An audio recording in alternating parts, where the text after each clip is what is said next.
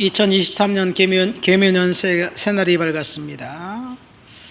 올 한 해를 시작하면서 하나님이 1년 동안 우리에게 주실 말씀이 뭘까 깊이 묵상하고 기도하다가 시편 107편 말씀, 이 말씀을 통해서 하나님께서 우리에게 올해는 하나님의 인자하심과 기적으로 경험하는 그런 한 해가 되게 해주실 것을 믿음으로 선포합니다.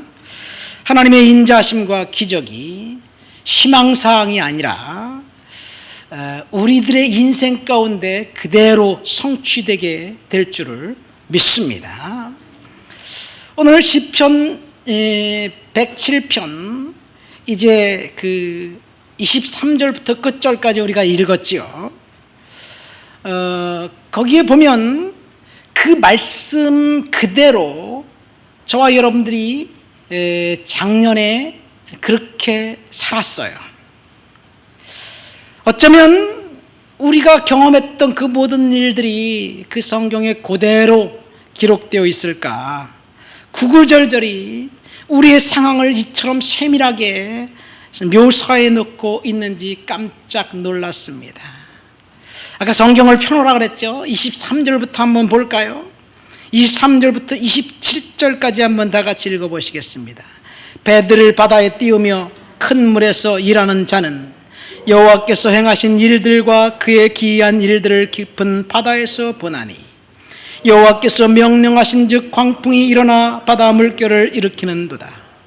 그들이 하늘로 솟구쳤다가 깊은 바다로 내려가나니 그 위험 때문에 그들의 영혼이 녹는도다. 그들이 이리저리 구르며 취한 자같이 비틀거리니 그들의 모든 지각이 혼돈 속에 빠지는도다. 그래서 큰 물에서 일하는 자 누굽니까? 어부를 이야기하고 있는데, 바다에서 그물을 던지고 배를 타고 바다에 나가서 일하고 있는 어부들을 이야기하고 있는데, 오늘날 우리들의 일상을 하나님이 말씀해 주시는 것 같습니다. 우리가 이 땅을 살면서 겪게 되는 광풍과 혼란과 큰 물결, 그래서 그것 때문에 엄청난 고통 가운데 있습니다. 태풍이 불어닥쳐서 무시무시한 광풍이 불어닥쳤기 때문에 그 광풍 때문에 그들이 하나님 앞에 부르짖었더니, 23절 말씀 보니, 28절 말씀 보니, 우리 28절부터 32절까지 한번 또 읽어볼까요? 이에 그들이 그들의 고통 때문에 여호와께 부르짖음에 그가 그들의 고통에서 그들을 인도하여 내시고 광풍을 고요하게 하사 물결도 잔잔하게 하시는도다. 그들이 평온함으로 말미암아 기뻐하는 중에 여호와께서 그들이 바라는 항구로 인도하시는도다. 여호와의 인자하심과 인생에게 행하신 기적으로 말미암아 그를 찬송할지로다. 백성의 모임에서 그를 높이며 장로들의 자리에서 그를 찬송할지로다. 여기 보니까 광풍과 풍랑이 일어나서 배가 이리저리 흔들리고, 그래서 온몸이 솟구쳤다 내려 떨어지고, 그런 극심한 환난 가운데 고통 때문에 하나님께 부르짖었더니 하나님께서 고통에서 인도하셨고 광풍과 물결을 잔잔하게 하셨고 결국 바라는 항구로 인도하셨다. 그것이 하나님의 인자심이고 하나님의 기적이다. 여기서 인자심은 unfailing love입니다, 영어로 보면. 그 다음에 그 기적은 wonderful deed라고 되어 있어요. 하나님께서 결코 실패하지 않는 사랑, 하나님의 특별한 사랑, 그것 때문에 우리가 기적을 올해도 경험하게 될 수 있다는 이야기입니다. 여러분, 오늘 저는 이 말씀을 지난 주간에 묵상하면서 우리가 작년 한 해 동안 이 말씀 그대로 경험했어요. 여기서 이 시인이 고백한 그 광풍, 풍랑, 그 고난, 원인은 무엇입니까? 이 바다에는 1년에 서너 번 태풍이 오게 돼 있어요. 그래서 태풍이 오는 것 때문에 일희일비하지 않습니다. 태풍이 오면 태풍을 단단히 준비하는 것이 어부들의 일상이지요. 자, 이 태풍이 찾아온 것, 우리가 인생을 살면서 겪게 되는 고난입니다. 그런데 그 고난이 닥쳤을 때 부르짖잖아요. 작년에 우리가 얼마나 열심히 기도했습니까? 그래서 지금도 열심히 기도하고 있잖아요. 저도 정말 열심히 기도하고 있어요. 성도들과 함께 매일 11시에 모여서 기도하고, 저녁 되면 또 제가 개인적으로 기도하고 열심히 부르짖고 기도하고 있습니다. 이 말씀 그대로 하나님께서 이루어질 줄 믿습니다. 고난당한 우리 장로님, 권사님도 그렇고 우리 성도들도 그렇고 우리가 고난당하고 있는 그 상황 따져보면 원인이 우리에게 있지 않아요. 하나님이 특별하게 고난의 순간을 허락하신 거예요. 그러니까 하나님께서 이길 힘도 주실 줄 믿습니다. 우리가 고난당하고 있을 때 우리는 기도하잖아요. 절망하고 낙심하고 포기하지 않잖아요. 주님 앞에 열심히 부르짖고 있는 그 상황, 지금도 우리는 부르짖고 있어요. 이제 남은 것은 하나님이 하실 일만 남았습니다. 하나님이 무엇을 하신다고요? 풍랑과 광풍을 잔잔하게 하신다. 여호와께서 바라는 항구로 인도하신다. 그래서 이것이 하나님의 인자심과 기적이라는 이야기예요. 지금 우리는 혹독한 시간을 지내고 있습니다. 그러나 그 시간 동안 우리가 절망하거나 좌절하거나 주저하지 않습니다. 연합해서 열심히 부르짖고 있습니다. 이제 남은 것은 하나님께서 하실 일만 남았습니다. 그래서 2023년 여기서 예배하는 저와 여러분들에게, 그리고 우리 좋은 이웃교회 성도들에게, 좋은 이웃교회 위에 하나님의 인자심과 기적이 가득 찬 한 해, 그 한 해로 허락하셨다고, 그것이 주님의 약속이라고 저는 믿습니다. 하나님께서 우리에게 약속하신 것은 하나님의 인자심과 기적입니다. 저는 인생에 불어닥친 태풍 때문에 부르짖는 성도들, 저도 열심히 부르짖고 있습니다. 그 부르짖고 있을 때 하나님께서 오늘 이 말씀대로 기적과 인자심으로 응답해 주실 것을 믿습니다.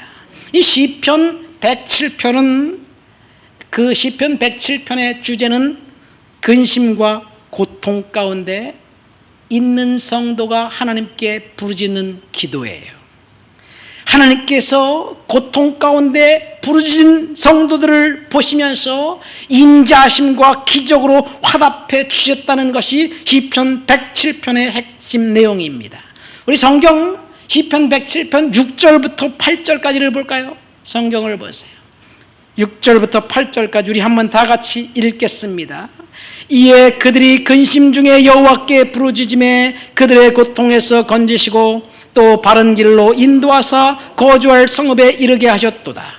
여호와의 인자심과 인생에게 행하신 기적으로 말미암아 그를 찬송할지로다. 6절부터 8절까지 보니까 근심 중에 성도들이 부르짖으니까 하나님께서 바른 길로 인도하셨고 거주할 성읍에 이르게 하셨고 마침내 여호와의 인자심과 기적을 베풀어 주셨다. 그래서 남은 것은 하나님께 찬송할 것밖에 남지 않았다는 고백이에요. 또 있습니다. 13절부터 15절까지 말씀을 볼까요? 이에 그들이 그 환난 중에 여호와께 부르짖음에 그들의 고통에서 구원하시거든 흑암과 사망의 그늘에서 인도하여 내시고 그들의 얽어맨 줄을 끊으셨도다. 여호와의 인자심과 인생에게 행하신 기적으로 말미암아 그를 찬송할지로다. 여기 보면 또 다시 나옵니다. 환난 중에 여호와께 부르짖음에, 고통에서 주님께서 부르짖는 자의 부르짖음을 듣고 구원하셨고 흑암과 사망의 그늘에서 인도하여 내셨고 그들을 얽어맨 그 줄에서 끊어버렸고, 그래서 그것이 하나님의 인자심과 기적이 되었다. 이것이 시편 107편 시인이 고백한 내용입니다. 아까 우리가 읽었죠. 본문 말씀에도 보면 동일한 내용이 28절부터 31절까지 나와 있습니다. 환난 당한 자들이 하나님께 기도하니까 하나님께서 환난에서 건져주시고, 그리고 그 삶 가운데 기적과 인자심을 베풀어 주셨다는 것, 이것이 올 한 해 우리 좋은 이웃교회와 저와 여러분들에게 하나님이 약속으로 주신 말씀입니다. 시편 107편을 통해서 독자들에게 두 가지를 교훈하고 있습니다. 첫 번째, 고난이 찾아왔을 때 그것은 하나님께서 인자심과 기적으로 우리를 인도해 주시기 위한 하나님의 특별한 섭리라는 이야기예요. 고난은 기적과 하나님의 인자함을 경험할 수 있는 하나님의 특별한 섭리다. 그리고 두 번째, 그러니까 고난의 순간에 하나님께 찾아 나와서 부르짖어라. 그러면 하나님께서 피할 길을 주시고 이길 길을 주시고 그 끝에는 축복이 기다리고 있다는 이야기입니다. 여러분, 이것이 시편 107편의 핵심 내용입니다. 다시 시편 107편으로 돌아가 볼까요?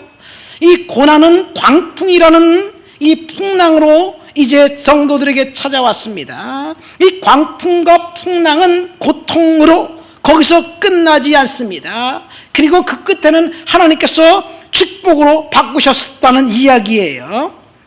그러니까 고난당하는 성도들에게 하나님께서 축복을 예비하고 계셨다는 것, 고난을 통한 축복이 하나님의 섭리이라는 사실을 저와 여러분들에게 알려줍니다. 그러니까 고난당할 때 우리가 무엇을 해야 되나요? 많은 사람들은 고난이 있고 환난이 있을 때 낙심하고 실망하고 절망하고 포기합니다. 그러나 오늘 시인은 하나님께 나와서 부르짖으라고 이야기해요. 그러니까 우리가 고난당하고 있다고 생각하면 선택은 딱 한 가지입니다. 그건 뭐예요? 하나님께 나와서 부르짖는 기도입니다. 우리는 결코 고난의 의미를 알 수가 없습니다. 사실 고난의 의미를 알 수 없나요? 왜 의인이 고통당하나요? 왜 선한 사람이 고통당하고 악한 사람들이 잘 되나요? 우리 장로님 작년에 경험한 거, 왜 공장에 갑자기 불이 나서 모든 것이 한순간에 잃어버리게 만들었나요? 왜 아무 죄도 없는 어린아이가 폭력과 학대 가운데 있어야 되나요? 우리는 모릅니다. 모르나요? 근데 사실은요, 우린 알아요. 고난의 의미를 알아요. 그런데 고난 자체가 힘드니까 싫은 것뿐입니다. 고난의 의미를 우리는 알 수 있습니다. 고난의 의미는 뭐냐? 축복이에요. 성경에서 가장 극심한 고난을 당했던 사람이 누구인가요? 욥입니다. 그런데요, 욥기서 끝까지 읽어봐도 하나님이 욥에게 네가 어떠한 이유 때문에 고난당했다 결코 말해주지 않습니다. 욥의 세 친구들, 나중에 한 명이 더 합쳐서 네 친구들이 욥을 계속해서 비난하는데 하나님께서는 끝까지 욥이 듣고 싶은 말을 말씀해 주지 않으셔요. 끝까지 하나님은 침묵으로 일관하십니다. 그런데 마지막 결론에 욥은 갑절의 축복을 받게 됩니다. 여러분, 이것이 고난이에요. 우리는 축복은 원하지만 고난은 사양합니다.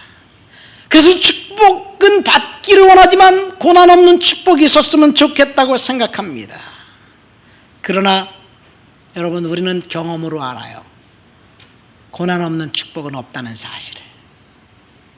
어린아이가 태어나려면 엄마가 고난을 당해야 되는 거예요.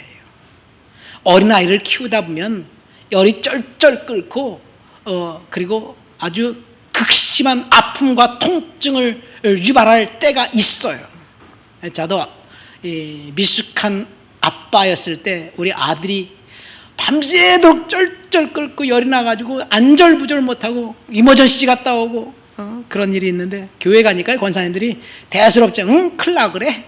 한마디 하는데 얼마나 야속한지 모르겠다고 좀 위로해주고, 야 너 많이 아팠지? 너 많이 힘들었지? 이렇게 말해주면 얼마나 좋겠어요? 큰일 나 그래. 여러분, 큰일 나버리는 거예요. 우리가 고난당하면 하나님이 한층 더 업그레이드된 축복을 고난을 통해서 주시려고 그 풍랑 속에 숨겨 놓으신 거예요.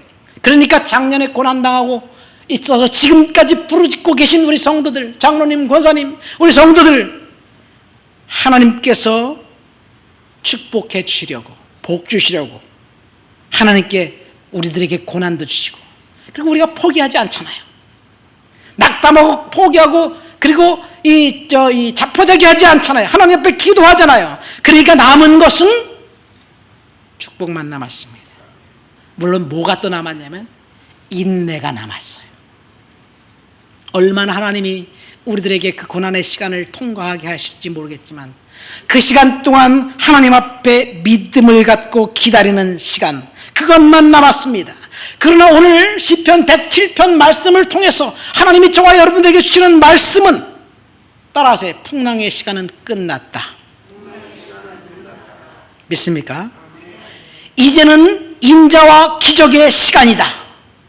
따라하세요. 이제는 하나님의 인자와 기적의 시간이다.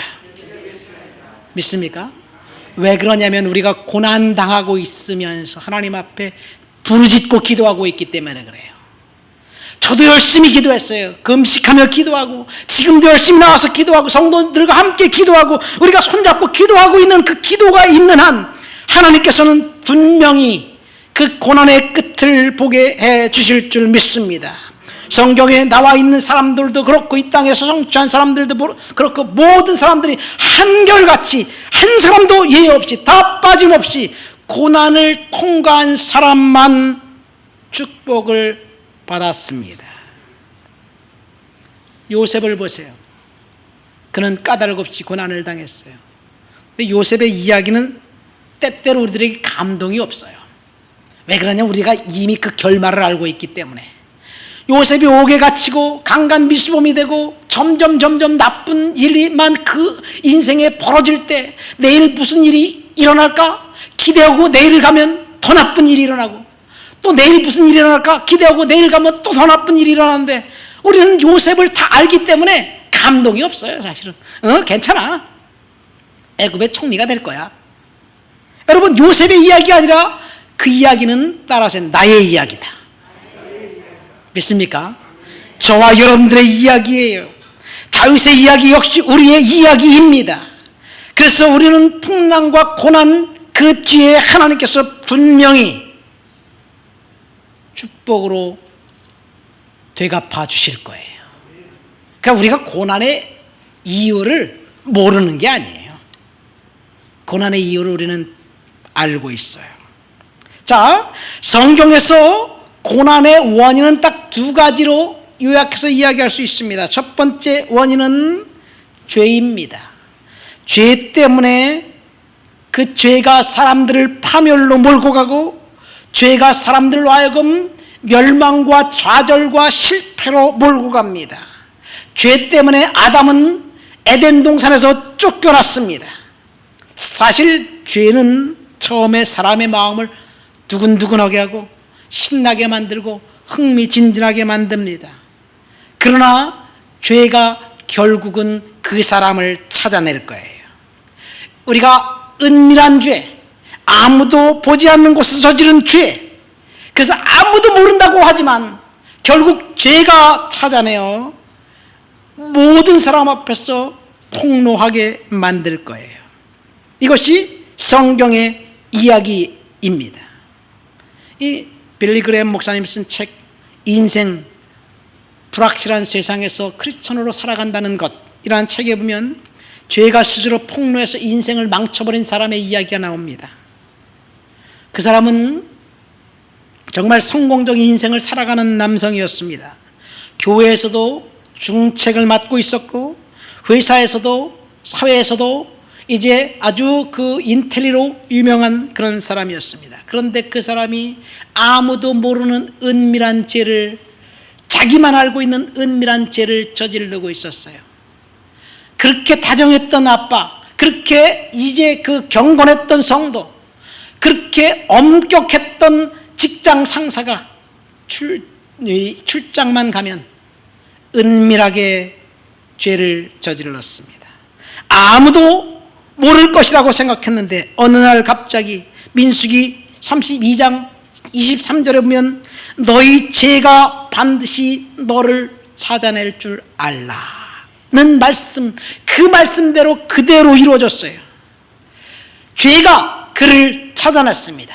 아무도 그를 알 수 없었는데 죄가 그를 찾아냈어요. 어느 순간 그가 그 지역 신문의 일면의 기사로 장착하게 만들었습니다. 그 이후 그의 명성, 직장, 친구, 모든 것을 일순간에 싹 다 잃어버리고 말았습니다. 여러분, 죄가 바로 이와 같습니다. 오늘 우리 주변에 보세요. 죄 때문에 파멸로 돌아간 사람들이 얼마나 많이 있나요?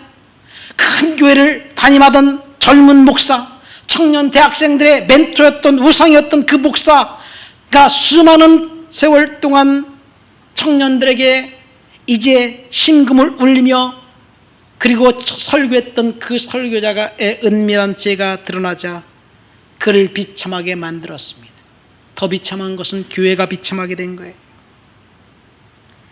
요즘 죄 때문에 장관직에서 쫓겨나고 검찰총장에서 물러나고 이런 일들이 우리 주변에 흔히 있지 않습니까? 죄는 스스로 누가 죄라고 지적하기 전에 스스로 죄가 폭로하는 거예요. 많은 사람들이 너 죄졌지? 너 무슨 비리 저질렀지? 그러면 요즘은 한결같이 아니라고 잡아댑니다. 권력을 이용해서 잡아떼고 언론을 동원해서 조직적으로 물타기를 합니다. 그런데 사람들은 속일 수 있어도 하나님의 눈은 결코 속일 수 없습니다. 사람의 눈은 속일 수 있어요. 그래서 그 높은 지위를 그대로 유지할 수도 있습니다. 그러나 마지막 심판 때 하나님의 눈은 결코 속일 수 없습니다. 하나님까지 속일 수 있다는 것은 큰 오산이에요. 그러나 하나님 앞에 가기 전에 죄가 반드시 폭로할 거예요. 오늘 본문 말씀 보세요. 죄가 폭로한 그 사건을 뭐라고 이야기하고 있는지 33절부터 34절 한번 읽어볼까요? 33절부터 34절 여호와께서는 강이 변하여 광야가 되게 하시며 샘이 변하여 마른 땅이 되게 하시며 그 주민의 악으로 말미암아 옥토가 변하여 염전이 되게 하시며 이 죄 때문에 그렇습니다. 여러분, 우리가 알고 있기로는 사막이 변화해서 옥토가 된다. 이게 축복이잖아요. 가나안 땅이 젖과 꿀이 흐르는 땅의 축복이잖아요. 근데 강이 변하여 광야가 되어버렸습니다. 샘물이 다 말라버리더니 마른 땅이 되어버렸습니다. 옥토가 염전이 되어버렸습니다. 죄의 결과입니다. 39절 40절 말씀 읽어볼까요? 다시 압박과 재난과 우환을 통하여 그들의 수를 줄이시며 낮추시는도다. 여호와께서는 고관들에게 능력을 쏟아 부으시며 갈 길 없는 황야에서 유리하게 하시나. 여기 보면 압박과 재난과 우환을 통해서 사람들의 숫자를 줄여버리시고 고관들에게 능력을 쏟아 부으시고 길 없는 황야에서 유리하게 하신다. 죄의 결과입니다. 인간이 죄를 지으면 생태계가 이제 파괴됩니다. 파멸됩니다. 지구가 몸살을 앓고 있습니다. 그래서 강이 변해서 광야가 되고 샘이 변해서 마른 땅이 되게 되어 있어요. 인간의 악으로 말미암아 옥토가 염전으로 변하게 된다는 시인의 경고를 우리는 귀를 기울이고 경청해야만 합니다. 인간의 타락과 죄는 심지어 사람의 유전자도 타락의 영향을 받는다는 연구 결과가 있습니다. 비만과 알코올 중독과 동성애 같은 문제들은 악한 습성이 체질화되어 고착된 것이라고 연구 결과가 나왔어요. 인간의 타락과 죄가 혈통을 타고 후손들에게 계속해서 악의 열매인 저주를 맺게 만드는 거예요. 그러니까 죄가 고통과 풍랑을 일으키는 거예요. 그래서 베드로 사도가 이렇게 말씀했습니다. 부당하게 고난을 받아도 하나님을 생각함으로 슬픔을 참으면 이는 아름다우나 죄가 있어 열매를 맺고 참으면 무슨 칭찬이 있으리요. 죄 때문에 고난이 당하고 죄 때문에 이제 그 고통이 찾아옵니다. 그런데 오늘 본문에 보면 이 죄 때문에 고통당하는 고관들이 있어요. 분명히 있습니다. 그러나 우리가 읽은 본문 전반부에 보면 바다에 풍랑이 일어난 것은 죄 때문에 일어난 풍랑은 아닙니다. 자연현상이에요. 그러니까 우리가 죄 때문에 고난당했다고 생각하면 그것은 하나님 앞에 회개해야 됩니다. 지금 내가 고통 중에 있나? 고난 가운데 있을 때 하나님 앞에 먼저 점검하고 내가 하나님 앞에 지은 죄가 있을까? 회개하면 되는 거예요. 지은 죄가 없어? 어느 날 갑자기 공장에 불이 났는데 모든 것이 상실하고 잃어버렸어?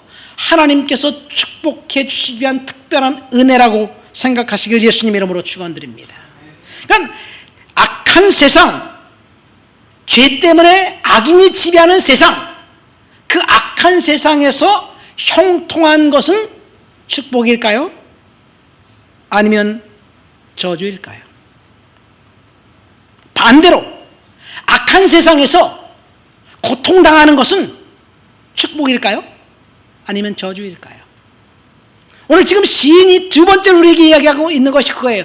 이 풍랑이 일어나서 그냥 자연재해, 우리가 죄도 짓지 않았는데 고통당할 때 하나님 앞에 나와 부르짖고 기도하면 하나님께서 이제 임재하심과 기적으로 인도해 주신다는 이야기이고, 그 다음에 죄 때문에 고난당할 때 그 고난의 원인이 무엇일까라는 이야기예요. 여러분, 그러니까 악인이 득세하는 세상에서 형통한 것은 사실은 축복이 아닙니다. 악인이 득세하는 세상에서 고난당하는 것이 오히려 축복이에요. 그러니까 저와 여러분들이 풍랑 가운데 있다고 생각할 때 하나님께서 그것을 통해서 우리들에게 복 주시기 위한 하나님의 섭리라는 사실을 알아야 될 줄 믿습니다. 우리가 고난당하면 그때 우리가 할 일은 딱 한 가지예요. 무엇이에요? 기도입니다. 그런데 대부분의 사람들은 고난당할 때 절망하고 그 후에 포기합니다. 그러면 인생은 비참해지는 거죠. 그러나 우리 성도들은 풍랑의 시간에 하나님께 찾아 나가 하나님 앞에 기도하면 반드시 하나님께서 약속하셨죠. 풍랑을 잠잠케 하시고 그리고 고요하게 하시고 결국 바라는 항구로 인도해 주신다는 약속. 풍랑이 왔을 때 하나님을 바라보는 사람들에게는 하나님의 인자하심과 기적으로 채워주신다는 이야기, 이것이 오늘 본문의 약속이에요. 알라지 카스틸류라는 사람이 쓴 그 성인을 위한 동화에 그리스인 조르바라는 책을 쓴 니코스 카찬카스키의 어릴 적 경험을 이야기해 주고 있어요. 이 니코스 카찬카스키가 어릴 때 나무에 붙어있는 누에꽃을 봤어요. 근데 마침 누에꽃에 구멍이 뚫리더니 나비가 나오려고 발버둥 치고 있는 걸 봤어요. 몇 시간을 쳐다봐도 그 구멍이 뚫려지지 않고 안에서 누에꽃은 아주 발버둥만 치고 있는 거예요. 그래서 순간 니코스 카찬카스키가 이렇게 생각을 한 거예요. 내가 좀 선심을 써야 되겠다. 내가 좀 도와줘야 되겠다. 너 그 구멍 뚫고 나오니 얼마나 힘드냐. 그래서 집에 가서 쪼로로 가위를 갖고 와서 구멍을 살살살살 조금 이제 구멍을 크게 해줬어요. 그랬더니 그 안에 있는 나비가 뿅 하고 빠져나온 거예요. 감사합니다. 땡큐. 나 고통가서 구출해서 감사합니다. 이러고 자기가 이렇게 인사하고 헐헐 날아서 날아갈 줄 알았더니 봤더니 그 빠져나온 나비가 날아가진 못하고 땅바닥에서 뺑뺑뺑뺑 잡아 돌고만 있는 거예요. 결국 그 나비는 나르지 못했어요. 장애의 나비가 된 거예요. 번데기가 꽃에서 빠져나오려고 안간힘을 쓰는 그 고통스러운 과정을 통해서 나비의 근육 조직을 발달시키고 그리고 날개를 만드는 거예요. 그런데 이 누에 나방을 도와주려는 인간의 선심이 결국은 그 나방으로 하여금 한 번도 날지 못하게 만든 그런 원인을 제공했어요. 여러분, 우리가 겪고 있는 시련, 고난, 고통, 풍랑, 어쩌면 누의 나방이 이제 작은 구멍을 뚫고 나오려고 안간힘을 쓰고 발버둥 치고 있는 그 상황일 수도 있어요. 반드시 우리는 그 상황을 견뎌야지 됩니다. 무엇을 견디냐? 믿음으로, 인내로 견뎌낼 줄 믿습니다. 그래서 바울이 갈라디아서 5장 23절, 22, 23절에 성령이 9가지 열매를 열거하면서 첫 번째 4가지 열매가 있어요. 사랑, 희락, 화평, 오래 참, 이 4가지 열매는 반드시 시련 속에서만 자라날 수 있는 열매예요. 우리는 시련이나 풍랑이 다가오는 것을 좋아하지 않습니다. 그러나 그것을 반드시 통과해야만 합니다. 하나님은 우리 자신보다 우리를 더 사랑하시고 우리 자신을 더 잘 아시기 때문에 하나님께서 우리들에게 허락하신 그 풍랑의 시간, 고난의 시간을 억울하게, 왜 나만 이렇게 당한다고 억울하게 생각할 것이 아니라 하나님이 허락하신 축복이라고 우리는 생각해야 될 줄 믿습니다. 이것이 오늘 본문을 통해서 저와 여러분들에게 주신 단 한 가지 교훈이에요. 그러니까 우리는 기도해야만 합니다. 그런데 우리는 어떻게 했나요? 풍랑이 있고 고난이 있을 때 열심히 기도하고 있어요. 그래서 이제 우리에게 남은 것은 하나님의 인자하심과 기적만 남았습니다. 이것이 하나님께서 저와 여러분들에게 주신 2023년도에 주신 축복의 말씀이에요. 본문 말씀을 보세요. 30절 말씀 보니까 하나님께서 거센 풍랑 속에서도 평온함을 주신다. 바라는 항구로 인도하신다. 약속입니다. 이것이 풍랑을 경험한 자들에게 주실 주님의 축복이에요. 그래서 올해 우리가 하나님 앞에서 하나님의 인자심과 기적을 경험하게 되는 하나님의 사람들이 될 줄 믿습니다. 말씀을 맺습니다. 저는 오늘 거대한 풍랑에 직면한 한 사람의 이야기를 통해서 풍랑 때문에 부르짖는 자에게 하나님이 허락하신 인자와 기적이라는 제목으로 저와 여러분들이 설교를 들었습니다. 극심한 상황 가운데 믿음을 지켰던 그 사람들의 이야기는 그분의 이야기가 아니라 우리의 이야기예요. 믿습니까? 그래서 이제 우리에게 남은 것은 하나님 앞에 기도하고 믿음으로 기다리는 것뿐이에요. 믿음으로 기다립시다. 하나님의 기적과 인자심이 우리의 삶 가운데 있습니다. 우리 다 같이 말씀을 생각하면서 통성으로 기도합니다.